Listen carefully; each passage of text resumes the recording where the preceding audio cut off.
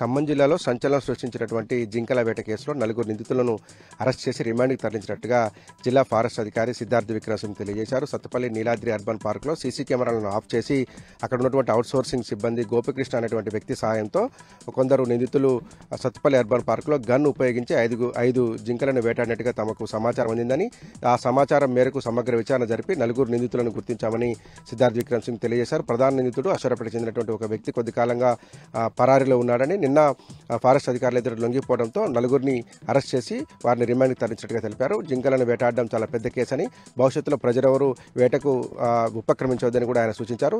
Case విచారణలో సహకరించినటువంటి భద్రాద్రి జిల్లా ఎస్పీ, ఖమ్మం జిల్లా సిపిలకు సిద్ధార్థ విక్రమసింగ్ ధన్యవాదాలు తెలియజేశారు. సమగ్ర విచారణ జరిపిన తర్వాత ఈ కేసులో ఎవరున్నారనేటువంటి విషయంలో పూర్తిస్థాయి వివరాలను వెల్లడిస్తామని తెలియజేశారు. భద్రాద్రి కొత్తగూడెం జిల్లా పాల్వంచ మండలం దంతరబోరు గ్రామంలో ఎన్నికలు బహిష్కరిస్తామంటూ స్థానిక ప్రజలు ఆందోళనకు దిగారు.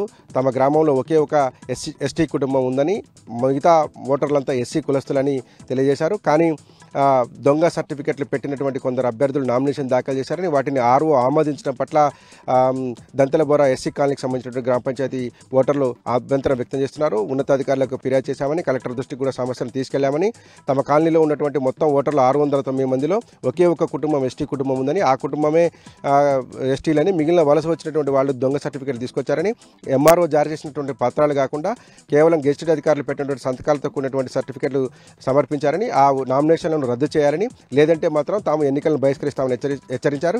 ఆ ఉన్నతాధికారుల దృష్టికి తీసుకెళ్లామని, కలెక్టర్ దృష్టికి కూడా తీసుకెళ్లామని, తమ గ్రామంలో ఉన్నటువంటి ఒకే ఒక ఎస్టీ కుటుంబానికి న్యాయం చేయాలని, వలస వచ్చినటువంటి వారిని ఎస్టీలుగా గుర్తించొద్దని దంతలబోర గ్రామానికి సంబంధించినటువంటి ఎస్సీ కాలనీ గ్రామ పంచాయతీ వాసులు డిమాండ్ చేస్తున్నారు.